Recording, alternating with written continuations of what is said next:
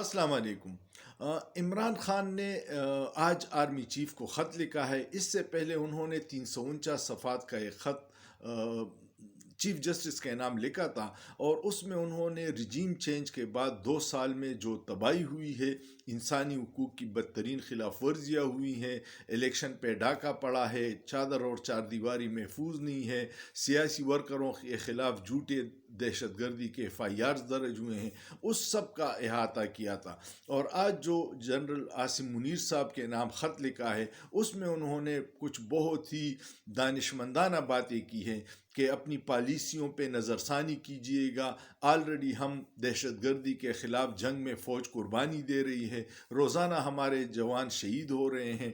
اگر پالیسیوں میں ٹھہراؤ نہیں آیا اور اس میں تبدیلی نہیں آئی تو ہم ایک دلدل کی طرف جا رہے ہیں۔ یہ اس خط کا خلاصہ ہے، اور پورے واقعات بیان کیے ہیں کہ 9 مئی کو کیا ہوا، 26 نومبر کو کیا ہوا، یہ پوری ڈیٹیل ہے اس میں۔ ہر صاحب عقل مشورہ یہی دے گا اداروں کو کہ اپنے اپنے ڈومین میں کام کیجیے گا۔ یہ ملک ہم سب کا ہے، یہ 25 کروڑ عوام کا ہے، یہ کسی ایک ادارے کا نہیں ہے۔ یہ ملک نہ عدلیہ کا ہے، نہ بیوروکریسی کا ہے اکیلے، نہ پارلیمنٹ کا ہے، نہ فوج کا ہے، یہ ملک سب کا ہے۔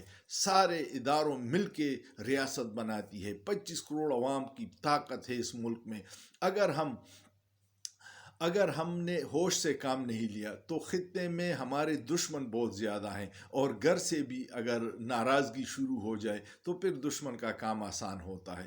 آج مولانا فضل الرحمان نے بہت اہم پریس کانفرنس کی۔ انہوں نے بھی یہ کہا کہ یہ ملک صرف فوج کا نہیں ہے، اور انہوں نے ساتھ یہ بھی کہا کہ خیبر پختونخوا اور بلوچستان کے علاقوں میں حکومتی ریٹ ختم ہو چکی ہے، اور یہ اس خدشے کا اظہار بھی کیا کہ بلوچ علاقوں میں اس لیول پر حالات گئے ہیں کہ اگر آج وہ اپنے لیے آزادی کا اعلان کرے تو وہ اس سٹیج پہ پہنچ گئے ہیں، ہم ان کو نہیں روک سکتے۔ یہ انتہائی تشویشناک بات ہے۔ پاکستان 5-6 قومیتوں کی اکائی ہے، بلوچی ہے، سندھی ہے، پٹھان ہے، پنجابی ہے، کشمیری ہے، گلگتی ہے۔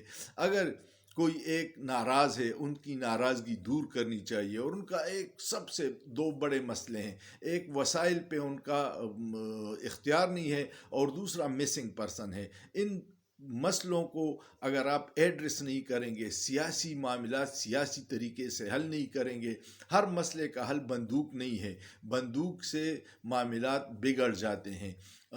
سیاسی معاملات سے اندازہ کر لیں کہ بلوچستان میں جعلی الیکشن سے کچھ اپنے پپٹس بٹائے ہوئے ہیں جن کی عوام میں فوٹیج نہیں ہے۔ اس وقت عوام میں اگر آپ دیکھ لیں تو سب سے بڑے مظاہرے جو ہیں وہ مہرنگ بلوچ کرتی ہے، وہ بلوچستان کی آواز بن گئی ہے، اور وہ اس لیے ہے کہ جمہوریت وہاں پہ جعلی ہے، عوام کے نمائندے حقیقی نہیں ہے جو عوام کی آواز اسمبلی تک پہنچا سکے، اور وہ لوگ مایوس ہو کے اب سڑکوں پہ احتجاج کر رہے ہیں۔ سب سے بڑا مسئلہ بلوچوں کا مسنگ پرسن کا ہے۔ مسنگ پرسن کا مسئلہ حل کیجیے، ان کے زخموں پہ مرہم رکھ دیجیے گا، تبھی ملک آگے جا سکتا ہے۔ ورنہ اگر ہم ان پالیسیوں پہ تبدیلی نہیں لاتے تو مجھے تو آگے مولانا صاحب کی بات کے مطابق تباہی تباہی نظر آ رہی ہے۔